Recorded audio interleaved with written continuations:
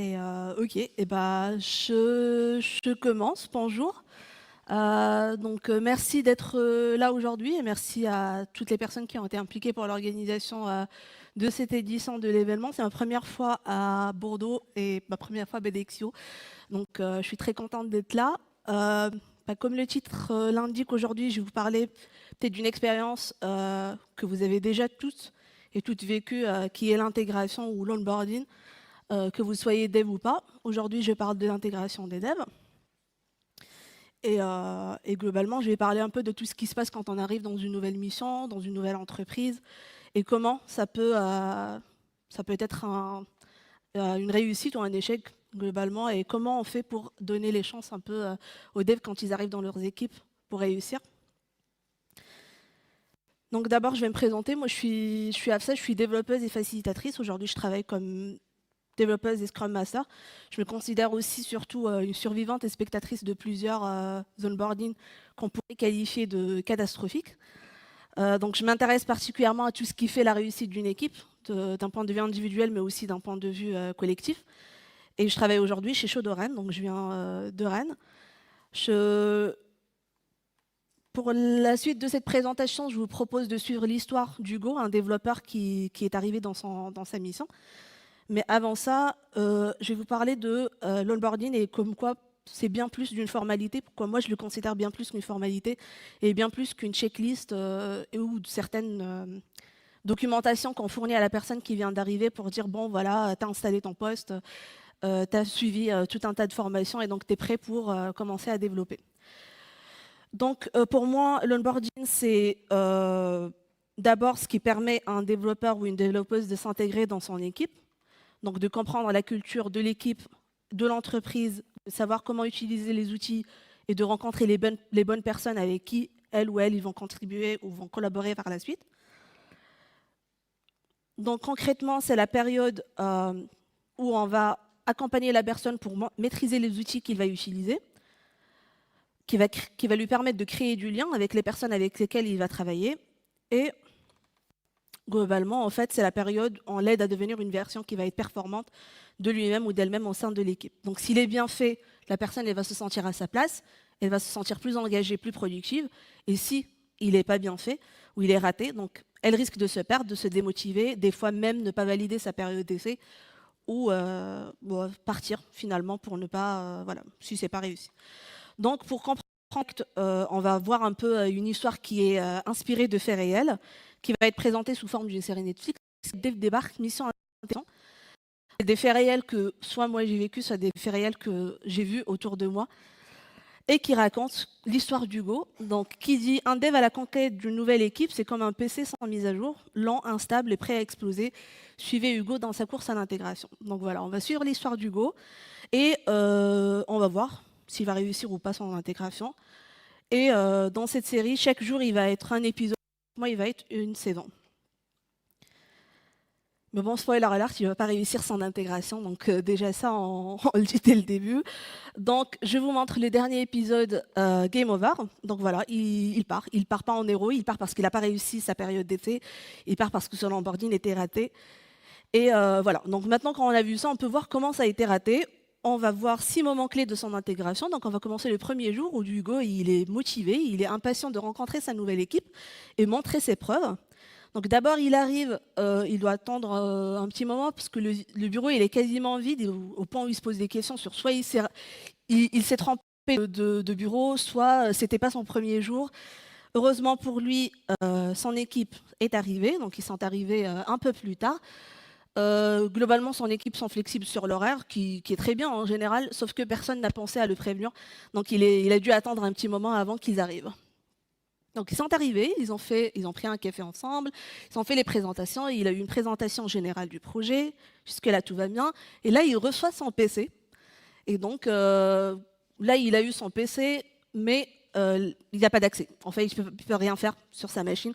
Donc je pense que c'est quelque chose qu'on a déjà vu autour de nous.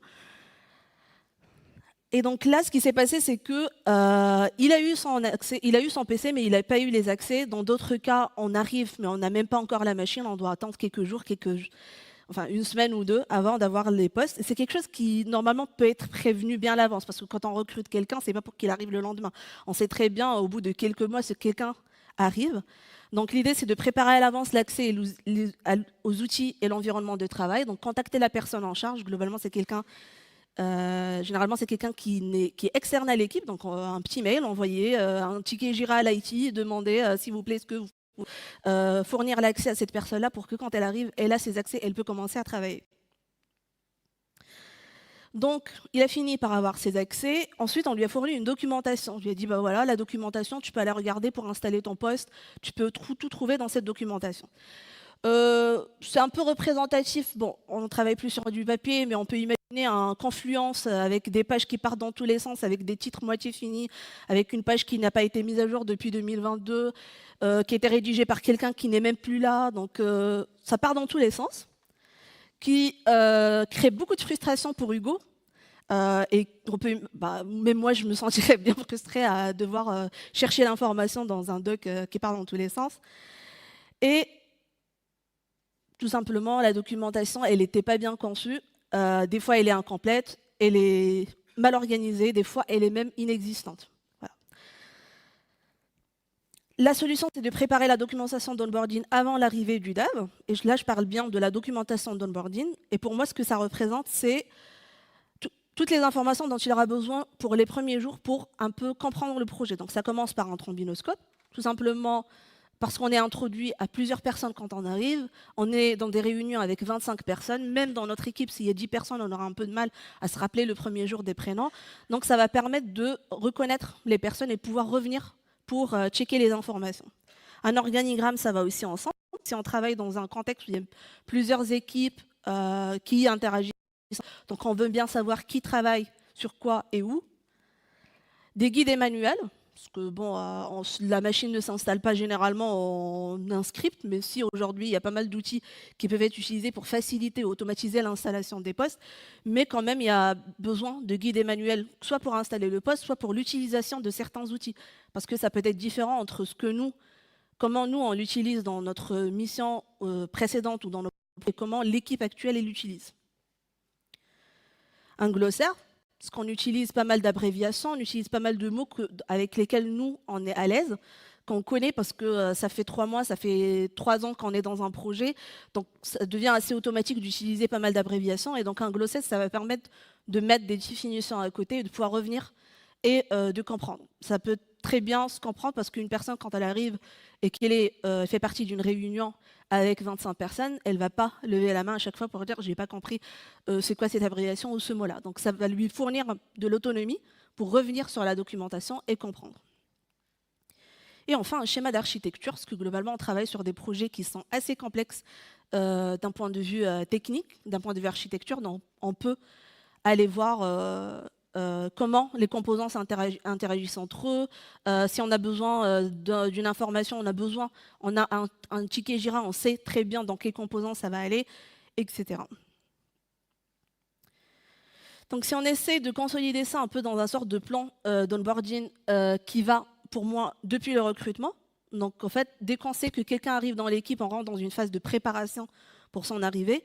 Donc on est sur préparer l'accès aux outils et l'environnement de travail, préparer la documentation d'onboarding qu'on a vu, préparer un plan d'onboarding personnalisé parce que ça va dépendre du niveau d'expertise de la personne, ça va dépendre de ses niveaux de connaissances. Est-ce qu'on aura besoin d'une formation particulière pour un outil ou autre? Ça va permettre de structurer l'onboarding pour savoir par quoi commencer, qui sont les parties prenantes dans cet onboarding-là, est-ce qu'on a les matériels, est-ce qu'on a les ressources nécessaires, etc. Et aussi pour la personne qui vient d'arriver, elle se sentirait moins perdue parce qu'elle a un schéma, elle a un planning structuré de son onboarding qu'elle peut cocher, pas mal de cases qu'elle peut cocher pour dire j'avance dans le bon sens, est-ce que je suis bloqué dans sur certains aspects. Et mettre à jour la matrice de compétences. La matrice de compétences, c'est un outil qui est hyper utile, l'équipe pour la montée en compétences. Dans ce sens-là, je pense que c'est intéressant pour la personne qui vient d'arriver, où on mentionne toutes les compétences dont on a besoin pour remplir le rôle, ou toutes les compétences dont on a besoin pour le projet. Donc on est aussi sur des compétences du front, du back, c'est quoi les technologies qu'on utilise, en termes de communication, en termes de compétences aussi par rapport à l'organisation. Est-ce qu'on est à l'aise pour aller communiquer avec telle ou telle personne? Communication aussi en anglais, en français, tout ça, on arrive à le lister et chaque personne de l'équipe, elle saisit comment elle se sent, c'est quoi son niveau de 1 à 5 par rapport à cette compétence, mais aussi de l'autre côté, c'est quoi son intérêt par rapport à cette compétence. Par exemple, moi, je fais du développement back-end. Sur la colonne, sur des développements front de l'Angular, c'est quoi mon intérêt? Est-ce que mon intérêt, c'est 3 sur 5 ou c'est 4 sur 5? Ça permet aussi, sur les compétences fonctionnelles du projet, de dire, par exemple, on a le composant authentification, on a une personne qui se qualifie à 5 sur 5 en termes d'expertise sur ce composant, mais elle est la seule. Et toutes les autres personnes, elles sont en 2. Et là, on réalise qu'il y a une personne qui connaît le composant plus que d'autres. Et là, on rentre dans un risque où cette personne-là, si elle part, si elle est absente, il n'y a que des personnes qui connaissent un peu moins le composant. Et donc, ça permet aussi de structurer la montée en compétences et le partage de compétences et de connaissances dans l'équipe. Ensuite, on fixe de début qui convient à tout le monde pour ne pas se retrouver dans le cas du Go. Et le premier jour, on arrive à privilégier l'accueil en personne.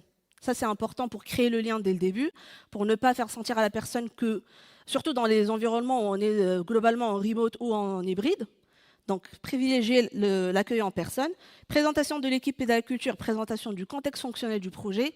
Très important, l'idéal, c'est de le faire depuis les entretiens. Je pense que ça doit être fait depuis les entretiens, mais quand on est dans des entretiens, on n'est pas vraiment dans le bon headspace pour comprendre le projet globalement. On peut saisir quelques idées, mais c'est important de revenir dessus le premier jour. Présentation des outils utilisés. Comme j'ai dit tout à l'heure, on n'utilise pas forcément les outils de la même manière dans toutes nos missions. Et enfin, partage de la documentation de l'onboarding dès le premier jour. Donc si on passe maintenant à l'épisode suivant, une semaine plus tard, donc Hugo a pu installer sa machine, tout est bon, et sa première tâche, elle arrive. Mais il se rend compte qu'il n'a jamais vraiment compris le projet. Donc en fait, on lui a fait une présentation, il a installé son poste, mais il ne se sent pas encore prêt à commencer. Et ça, c'est normal, parce qu'en fait, on lui a fait une présentation générale du projet, on lui a fourni une documentation, mais il y a eu une absence de présentation technique de l'architecture, et on s'est contenté d'une documentation. Ici, la solution, c'est de prévoir une présentation technique du projet. Donc, tous les composants, comment ils interagissent, c'est quoi les langages utilisés, c'est quoi les versions qu'on utilise dans ces projets-là. Et présenter aussi les conventions de codage dans les équipes, parce que c'est particulier à chaque équipe, et les pratiques de l'équipe. Là, en général, on parle de présentation, donc il y aura pas mal d'occasions pour revenir dessus en pratique, mais c'est important de se poser et de discuter et voir ce que la personne aussi pense de ces conventions-là. Peut-être que cette personne-là, elle a une meilleure façon de faire dans sa mission précédente, dans son projet précédent, qui pourrait être utile aussi pour l'équipe. Donc, il a eu sa présentation, il se sent prêt, il se dit « Ok, j'ai ma première tâche, je peux commencer à bosser ». Alors, non. En fait, rapidement, il se pose pas mal de questions, il se sent bloqué parce que bon, il a cru comprendre, mais une fois il regarde le code, il a l'impression que c'est pas aussi clair que ça. Donc, il va demander à la première personne qui lui dit « En fait, moi, je suis pas en réunion là et j'ai pas le temps, est-ce que tu peux demander ?» Il demande à la deuxième personne qui lui dit « En fait, c'est pas mon domaine d'expertise, donc je pense que tu devrais demander à quelqu'un d'autre. » Et puis finalement, notre développeur, Hugo, il est complètement déprimé, complètement dépité, parce qu'en fait, il n'a pas de réponse à ses questions, il a avancé, et donc il est complètement bloqué. Et éventuellement, en fait, il n'ose plus déranger, il n'ose plus poser de questions, il s'isole dans son coin à galérer sur sa tâche. Donc, en fait, ici, il a manqué d'accompagnement. C'est quelque chose aussi qui arrive souvent quand on recrute un développeur ou une développeuse. L'équipe, c'est pas forcément des fois une mauvaise intention de l'équipe. Des fois, on est pris sur des priorités, on est pris sur des urgences, on est pris sur pas mal de choses, sur des objectifs de sprint, où on n'a pas le temps pour accompagner la personne. Des fois, c'est juste aussi qu'il n'y a pas d'une culture de partage dans l'équipe. Donc, il y a pas mal de raisons, mais la solution, ce serait de désigner un mentor ou une mentor pour accompagner la personne qui va arriver. C'est une personne qui va être chargée, qui va être désignée, mais aussi elle va se porter volontaire pour accompagner la personne qui va arriver, qui va permettre dans un sens aussi à l'équipe d'avancer sur leur objectif de sprint, sur les urgences, et on sait que cette personne-là, elle est là pour accompagner le dev ou la dev qui vient d'arriver. Et le mentor, globalement, c'est pas juste le tech lead, c'est pas la personne qui connaît le mieux le projet, c'est une personne qui va accompagner et qui va guider. Donc son rôle est fondamental pour accueillir et créer la confiance avec le nouveau dev ou la nouvelle dev, qui va transmettre la culture de l'entreprise, soit en partage mais aussi en montrant par l'exemple, qui va guider sur l'architecture et les outils, qui va soutenir face au blocage le développeur ou la dev, et qui va favoriser l'autonomie et la montée en compétences. Donc je t'aide aujourd'hui, je te montre comment c'est fait, et demain, je te vois faire, et l'autre jour, je te laisse faire dans ton coin. Donc progressivement, on aide le nouveau développeur à monter en compétences. Et donc globalement, ce n'est pas juste répondre aux questions, ce n'est pas juste répondre aux questions techniques, mais aussi construire les bases au fait d'une réussite de la personne qui vient d'arriver, durablement. Donc pour ça, il ne suffit pas de connaître l'architecture, c'est aussi primordial pour moi d'avoir des qualités qui vont être humaines. Donc on parle de pédagogie, on parle de disponibilité, on parle d'être empathique parce qu'on est tous passés par là, on a été tous des devs juniors, mais aussi des devs qui sont arrivés dans leur mission. Une ouverture d'esprit. Si la nouvelle personne a un avis différent sur nos pratiques d'équipe, il faut être ouvert d'esprit et écouter et peut-être évaluer son avis. Être inspirant en montrant par l'exemple. C'est pas encourager la prise d'initiative, ne pas avoir peur d'admettre si on ne connaît pas ou si on s'est trompé. Ça, c'est très important. Et être encourageant. Ça, c'est un peu évident aussi. Et un point hyper important que sur lequel j'aimerais insister ici, c'est que le mentorat, pour moi, c'est totalement différent du transfert de connaissances ou transfert de compétences.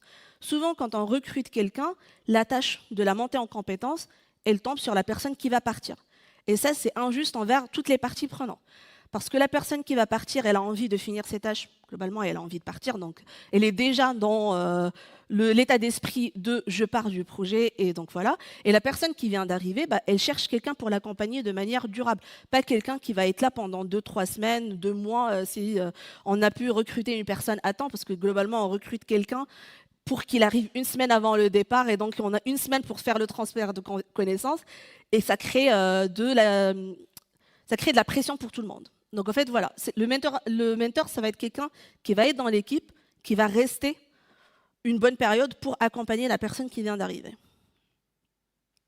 Donc si on ajoute ça à notre planning d'onboarding, la désignation du mentor, elle se fait pendant la phase de préparation, on se pose avec l'équipe et on réfléchit à qui a envie d'accompagner la personne qui va arriver.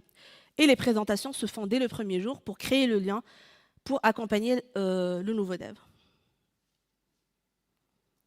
Si on revient à Hugo, malheureusement pour lui, il n'a pas eu de mentor, il n'a pas eu d'accompagnement, donc il est resté sur sa tâche pendant une bonne semaine, sans repère, sans aide, et éventuellement, 3 semaines après son arrivée, il dit en fait, je suis en difficulté là, j'arrive pas à avancer sur ma tâche, il faut que quelqu'un m'aide.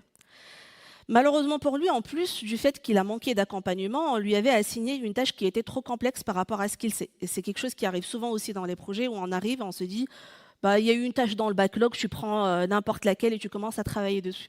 C'est quelque chose aussi qui arrive quand on se dit on a recruté quelqu'un avec 6-10 ans d'expérience, donc globalement en termes d'expertise, il doit avoir assez d'expertise, donc on peut lui donner n'importe quelle tâche, il va commencer à travailler dessus.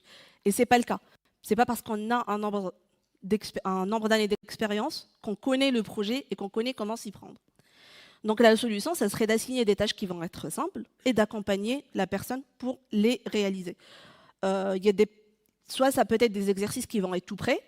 Il y avait quelqu'un qui m'avait parlé d'assigner une tâche qui a été déjà réalisée et qui est déjà mergée juste pour faire l'exercice et pour voir comment cette personne peut-être, elle pourrait avoir un avis différent, une façon de faire différente. Ça peut être un ticket hyper simple de wording, juste de modifier un wording. Et l'idée, ça va permettre de prendre en main tout le process de réalisation d'une tâche.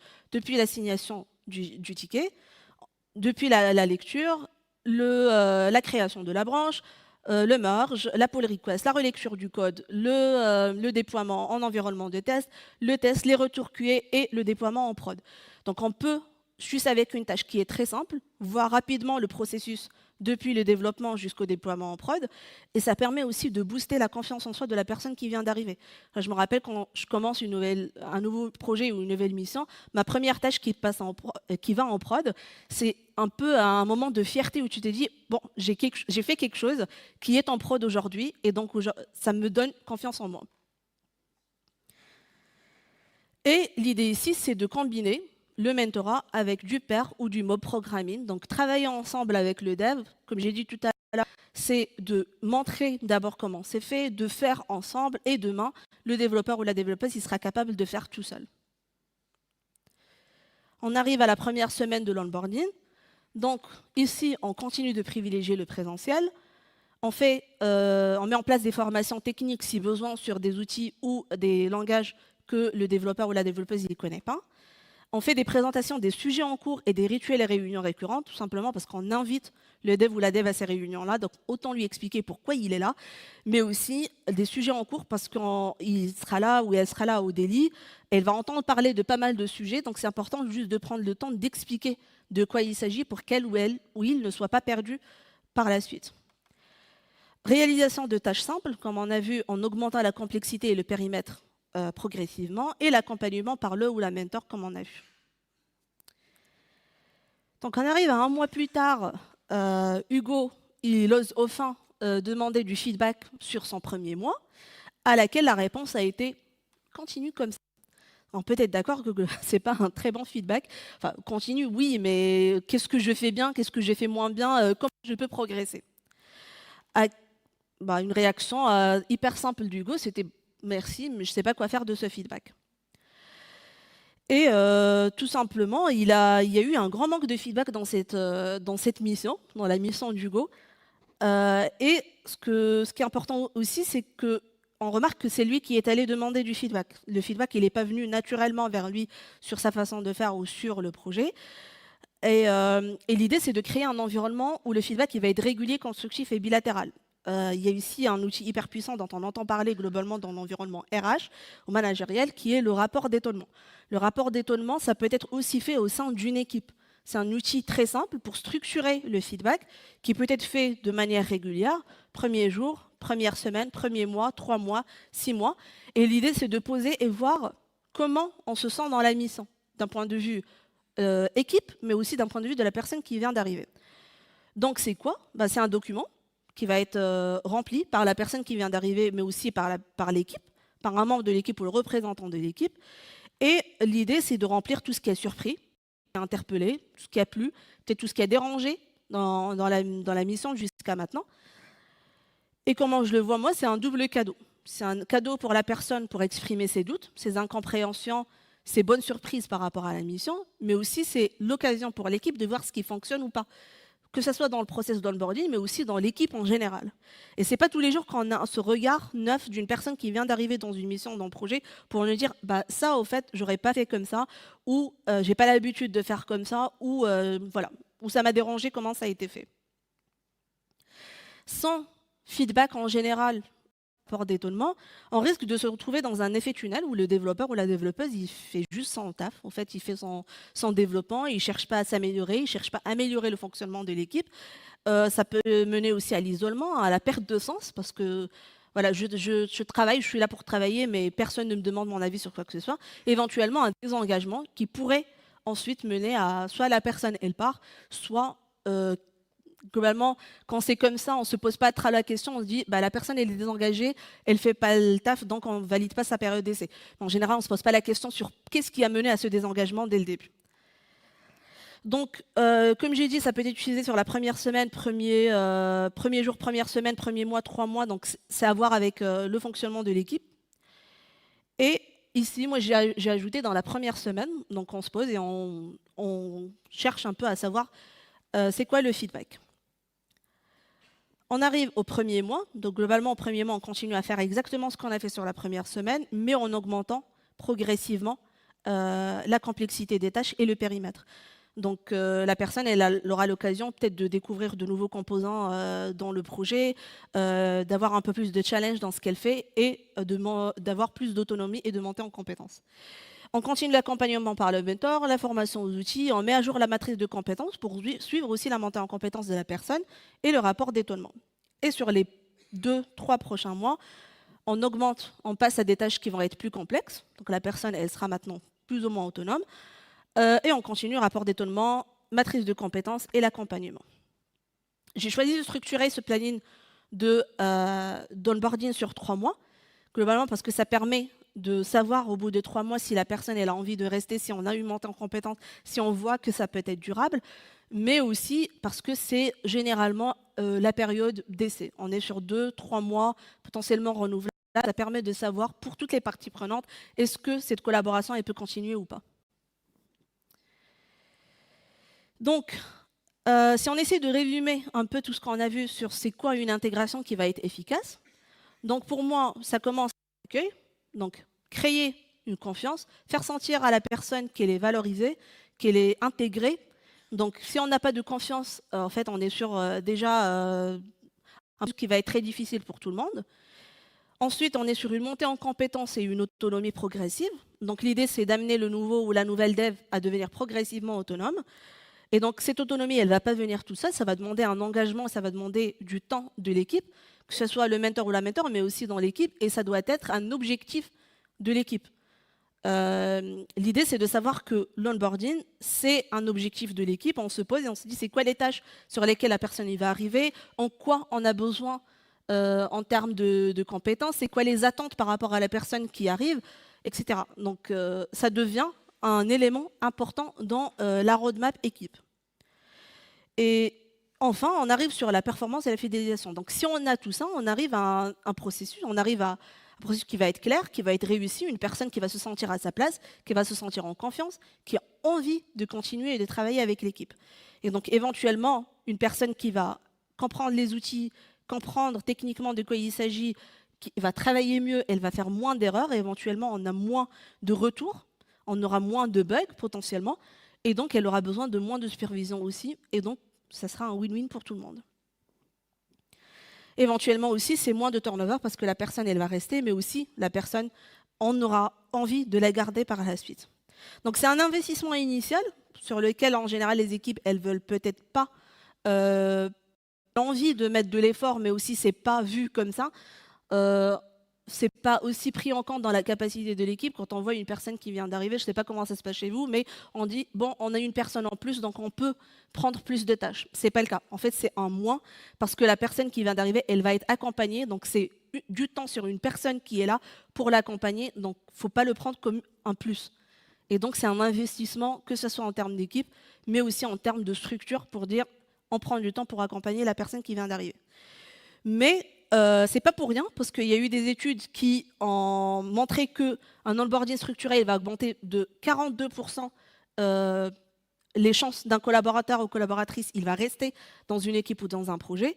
Et éventuellement, il montre aussi en termes d'autonomie qu'en général, il faut entre 6 et 9 mois pour qu'une personne soit autonome et un membre actif de l'équipe. Et si on a un planning d'onboarding, on a un onboarding qui est réussi, on peut réduire cette période à 2 à 4 mois. Donc pour moi, ce n'est pas juste un bonus, ce n'est pas un mot, un buzzword où on dit bah, on fait du onboarding. Pour moi, c'est une clé, que ce soit pour le bien-être et de l'équipe, de la personne qui vient d'arriver, pour son autonomie, pour l'équipe, pour la fidélisation et l'engagement à long terme. Donc si vous voulez regarder un peu quelques chiffres comme ce que je viens de partager là sur le pourcentage de rétention, donc il y a deux articles que je trouve très intéressants. Ça, c'est Employee Onboarding Statistics de 2025 et 25 Surprising Employee Onboarding Statistics en 2025. Le deuxième est assez marrant, donc je vous invite à aller le voir, c'est très intéressant.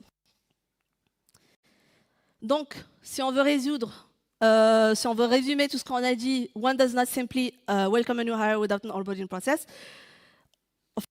Chaque arrivée, elle est préparée, chaque accueil, il va être préparé. Chaque premier jour, en fait, c'est une promesse à la personne qu'on a recruté en termes, on vend pas mal de choses, c'est une très bonne équipe, c'est un très bon projet, ça va être hyper intéressant. Donc on fait des promesses à la personne qui va arriver. Et donc c'est dans notre aussi, en tant qu'équipe, c'est dans notre devoir de faire en sorte que ça soit réussi. J'ai utilisé pas mal d'outils par rapport à cette présentation, donc je vous laisse voir ça si ça vous intéresse.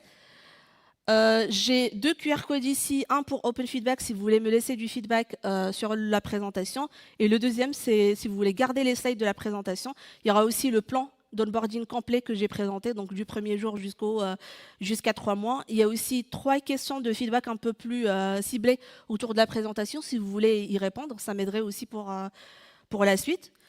Et je vous remercie pour votre attention. Aussi, merci à BDXio. Je pense qu'on a encore quelques temps pour les questions, donc n'hésitez pas.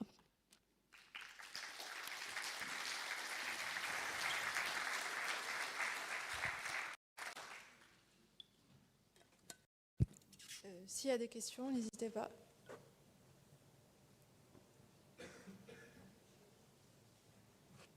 Eh bien, si on n'a pas, je vous souhaite bon appétit.